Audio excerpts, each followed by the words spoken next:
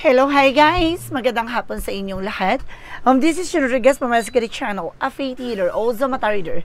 So ngayong hapon at tatagyan natin nagsasabihin sa iyo ng ating mga gabay. So this is a special gabay for the month of October 25 hanggang October 31 for the sign of Leo. So Leo, welcome to my channel.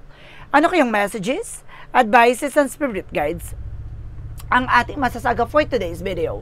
Kanino kayang energy or kaganapan sa buhay ng mga Leo signs ang ating mahagilap? So guys, this reading is a general reading lamang, hindi lahat makaka-resonate. Kunin lamang po ang makaka-relate sa inyo and comment down below kung kaninong energy ang ating nasaga. Because don't forget to like and subscribe my channel and hit notification bell for more videos update. Kasi maraming salamat po sa mga walang sawang pagsuporta sa aking channel, lalo-lalo na ang hindi nag-i-skip ng ads, na way pagpalain kayo ng Diyos at may kapal. Siksik liglig nag-uumapaw na biyayang manumbalik sa inyo. So let's see guys, what is the messages advice sa'yo ng ating angel spirit for the sign of Leo? So let's see and watch this.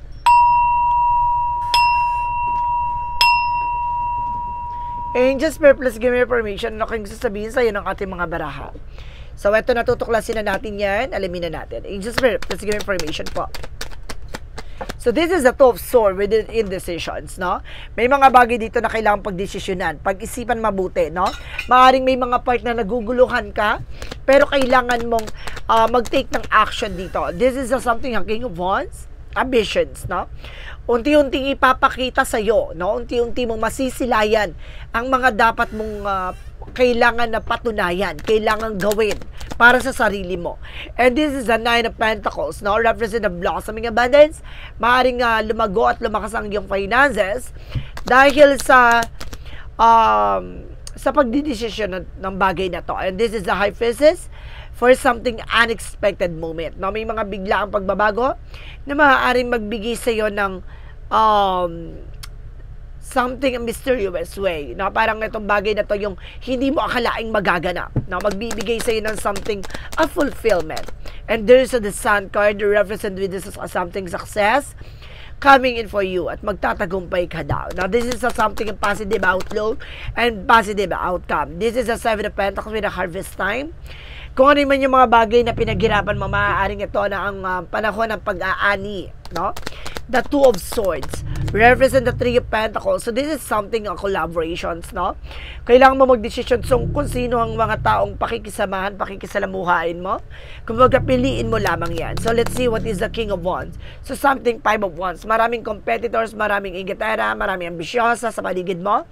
Kailangan piliin mo yung mga taong pakikisamahan mo dahil may mga tao dyan sa paligid mo na magsisilbing komplikasyon or magsisilbing kalaban, no? So, let's see what is the Nine of Pentacles. This is a page 1, something good news. May magandang balita na dito, no? Maaring lumago na ang iyong finances. The High Priestess represent what? Temperance. So, this is the perfect timing for you, no? Ito na yung panahon na maaaring ipagkaloob na sa iyo yung mga bagay na what you deserve. What is the Sun card? What is the Sun card? Represent the Four of Cups. Just re-evaluate or analyze, no? May mga bagay na kailangan mo na pag-isipan. May mga bagay na kailangan mo na i-clear out dito. Maaaring magtagumpay ka na. What is the Seven of Pentacles? Represent with the Hierophant. So this is something a lesson learned. May mga bagay na dapat mong matutunan. May mga bagay na kailangan mong pahalagahan. Kung ano yung mga bagay na yung pinagpaguran. The Two of Swords because the Three of Pentacles. Represent what? The Justice. This is something justice, no? Nag-represent with a balance. Okay, this is something justice will be served. May mga bagay na maaaring magtagumpay na. Maaaring makuha mo na yung mga bagay na pinaghirapan mo talaga. And this is the Ace of Wands. Something new beginning and new spark, a new project coming in for you. Unti-unti mo na makikita dito na magkakaroon ka na ng bagong plano, bagong opportunity, no? Kumbaga sa likod dito maraming mga taong naiingat behind your back. Kumaga unti-unti mo makikita yung magiging positive outcome. What is the Nine of Pentacles and the Page of Wands? So this is the Ace of Cups. So ibig sabihin, this is something a love offer coming in for you if you are being single. Maaaring may taong magpatibok sa pihikang puso mo if you are being taken. Maaaring lumago ang inyong relasyon, no? mas lalong tumatag. And the Hierophant because the Temperance represent the Chariot card. So this is the taking actions, no? Ito na yung panahon para kumilos, gumalaw ang bagay o katotohanan sa likod ng mga bagay o kasinungalingan. May mga bagay na lilitaw dito, may mga bagay na lilinaw dito, no? Para malaman mo yung mga bagay na kailangan mo pahalagahan. The Sun card and the Four of Cups represent what? The Two of Pentacles. So this is something balance. Maging balance ka physical and mental. Na kailangan maging matalino sa pagbusisi, maging balance sa pagtingin ng mga bagay-bagay, kung ano man yung mga bagay na kailangan mo tatanggapin. The Seven of Pentacles and Hierophant represent the Star card for healing. Na unti-unti nang hihilom, unti-unti mo nang makikita yung mga bagay na dati ay hiniling mo lang, maaaring ngayon ay abot kamay mo na. So let's see what is the outcome. Ang pinaka-outcome is the Eight of Pentacles. Just being consistent sa ginagawa mo. No? Kailangan mag-focus ka. Kung ano man yung mga bagay na ginagawa mo, negosyo, trabaho, hanap buhay yan, kailangan mo tumutok dyan. And this is the tower moment for major changes. No? Sa likod ng mga kasiraan, sa likod ng mga pagbagsak, may mga bagay na muling uusad at muling babangon, no? Kailangan mo lang talagang tumutok sa kung ano man yung mga bagay o priorities mo talaga. So, let's see. What is additional messages pagdating sa career and finances? And because this is a Page of Swords, there's a spying, looking, watching at you. Meron dito sumusubaybay. May mga kumukuha ng impormasyon dito na kailangan mong malaman at maunawaan. This is a Nine of Swords with a success drive-in. Now, bibilis ang takbo ng eksena pagdating sa negosyo, trabaho, hanap buhay mo. And this is the Six of Swords with the transition at unti-unti ka na makakalis sa situation. And of course, guys, everything is fine, no? Sa likod ng mga paghihirap sa negosyo, trabaho, hanap buhay mo, maaring unti-unti mo nang giginawaan o makakaranas ng kaluwagan. This is the Ace of Pentacles with a big shot and big money coming in for you. Now, this is a big opportunity. Kumbaga, dumaan ka lang sa tamang proseso at yung proseso na yun, yung patungo sa tagumpay mo. So, let's see. About sa love life. So, this is a Four of Swords by intuitions, no? Kumbaga, kailangan mo rin ng rest or pahinga. And this is a Nine of Pentacles. Magiging secure ka pagdating sa love life mo. And of course, this is something the Nine of Cups with a wish fulfillment. So, maaaring matupad na yung mga pangarap mo pagdating sa pag-ibig. Maaaring makamtan mo na at maranasan mo na kung paano ba talaga ang kahulugan ng pagmamahal. Additional messages. Pagdating sa health. Pagdating sa health, there's the Queen of Swords, a bigger picture. Unti-unti mo na masisilayan ang magandang kalusugan. This is a Two of Wands by choices. Pumili ka lang ng mga bagay na makakatulong sa health mo. Iwasan mo yung mga bagay na nagtitrigger sa iyong karamdaman. So, let's see what is the magical fairy messages.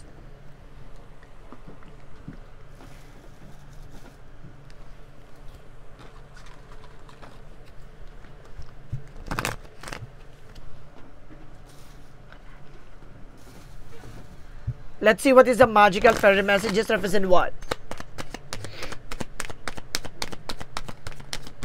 Represent a goodbye to the old, hello to the new, no? Kumbaga magkakaroon ka ng paglisan sa isang bagay, no? Magkakaroon ka ng bagong simula dito. And this is something new career. See? There is a new career coming in for you and goodbye to the old, hello to the new. And this is something everything is okay, no? Magtiwala ka lahat ng mga bagay nito. It's a God perfect plan and of course this is a God purpose, no? Kaya kailangan mong pagdaanan lahat ng mga bagay na yan ay lahat ng mga bagay na yun ay kakibat niya ng magandang kinabukasan. For the Yin and Yang Oracle card. See? Freedom, paglaya, no? Paglaya at pagtanggap sa mga opportunity na darating sa buhay mo. And there's the Sun card, no? Bibigyan linaw, bibigyan kaliwanagan, at bibigyan ng bagong bukas ang iyong buhay. This is something self-care. Napahalagan, mahalin ng sarili. So, let's see what is the synchronicities. So, let's see what is the synchronicities. Representing the fourth, no? Kumbaga, hindi mo na kailangan ipilit, hindi mo kailangan pagpilitan yung isang bagay na makuha mo dahil babagsak mismo sa harap mo na yan. No? Darating na yan ang kusa. And this is something healing. Unti-unting ihilom ang iyong mga karamdaman, pinagdaanan, at sakit at sakripisyo ng mga bagay na pinagmulan. no? And this is something intuition. Makinig ka sa gut feeling mo. Makinig ka sa intuitions mo, no? There's just something behind the scenes. So this is something a mystery. So may mga bagay na akala mo hindi na mangyayari yan, pero there's a possible na mangyayari din siya. Romance angel surface and what? And there's a between the lines. May mga bagay dito na akala mo hindi mangyayari dahil nakatago pa, dahil hindi mo pa nakikita, no? Yun pala magaganap na. And this is something party. Excuse me. Magkakaroon na dito ng party, guys. So let's see what is the chakra messages. And there is a wisdom, no? Bibigyan kaliwanagan to with enlightenment. And there's a balance, no? Magiging balance ka. And there's a miracle. See, himala, no? And of course, this is something recovery. Makaka-recover ka dahil may himala or may pag-asa na mamumutangi sa lahat. So, let's see what is additional messages. And there's a reaching your dreams, no? So, sinasabi dito, guys, no? Go for it. Ilaban mo raw. And this is a unicorn with trust. Kailangan mo magtiwala sa sarili mo. Magtiwala sa ating Panginoon. Dahil lahat ng mga bagay na yan, ilalayag niya. For an angel's answer, represent what? And you're ready, maghanda ka. Dahil itong bagay na to, ay unti-unti ka na makaka-recover at mag-i-improve na yung health mo. Wow! So, let's see what is Archangel Michael messages. Your dreams need a practical plan and you and your loved ones are safe, no? Safe naman daw mahal mo sa buhay and your inner guidance is real and trustworthy, no? Yung mga gabay mo mapagkakatiwalaan naman daw. For the energy, and there's an indecision. So, may mga bagay na hirap ka pa rin mag-decide. Gulong-gulo ka pa rin sa situation. And of course, sinasabihan dito na kailangan mo maging malakas, maging matibay. And there's a third chakra, Archangel Chamuel, about yun sa yung nararamdaman. Sa heatburn, heartburn. And of course, this is something stomach. No, maaring sumasakit ang dibdib at tiyan mo. And there's a community. Sinasabi na piliin mo lang yung pakikisamahan mo, no? And there's a cornucopia. Kailangan mo ng fruit and vegetables. What is the Monsology represent what?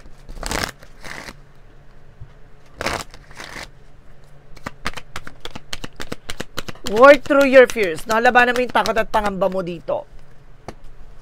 And there's a look for a bigger picture. Unti-unti mo na makikita yung mga kalalabasan ng eksena and expect the powerful change, no? At unti-unti mo na makikita yung mga hindi mo in-expect na pagbabagong magaganap. For additional messages. And there's a doubt, no? Alisin mo yung doubt and fear dito, guys.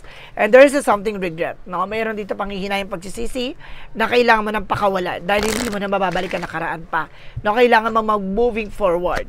For Romance Angels, represent what? Stay optimistic about sa love life. No? Punitili yung positibo pagdating sa buhay pag-ibig and let go of control issues. No? Hindi mo kailangang kontrolin yung situation. Ito yung sinasabing unfold it naturally. Diba? Hindi mo kailangang pagsiksikan ipilit yung sa bagay na mangyari. Magkasayaan mo siyang bumagsak mismo sa harap mo. So, it's happening now. No? Nangyayari na to or mangyayari na siya. Additional messages. Support. No? This is something support with your guidance. And there's a leadership na pamumunuan mo tong eksena na to. And let's see what is Archangel Raphael messages. And improving health. Double clarification, guys, ha? Or even a threefold clarification na unti-unti mag-i-improve yung health mo. Additional messages with an angel spirit. And there's a disease of Nemitaka. So, this is something seeing potential. May mga bagay dito na pinapakita na kaya mong maisakatuparan. Lahat ng mga bagay na akala mo hindi mo matutupad o hindi mo makukuha. For Jesus' loving quotes. Heal the sick that they're in and say unto them, the kingdom of God is coming to you. See? Ano man ang sakripisyo, sugat ng nakaraan, ano man ang sugat ng pinagdaanan, lahat ng mga sugat ay nagiging pilat. Lahat ng mga sugat nagiging peklat. Kaya lahat ng mga bagay na yan, isa sa paraan ng pagdadaanan mo o tamang proseso para maranasan mo kung paano maging mapunta sa situation na yon para at least alam mo sa sarili mo na at the end of the time, lahat ng mga bagay na yan ay fruit of your labor. No? Sa lahat ng mga pinaghirapan, pinagpaguran, lahat ng mga bagay na yan ay masarap makamtan, lalo-lalo na kung iyong pinagpaguran, pinaghirapan. So let's see what is the angel's number.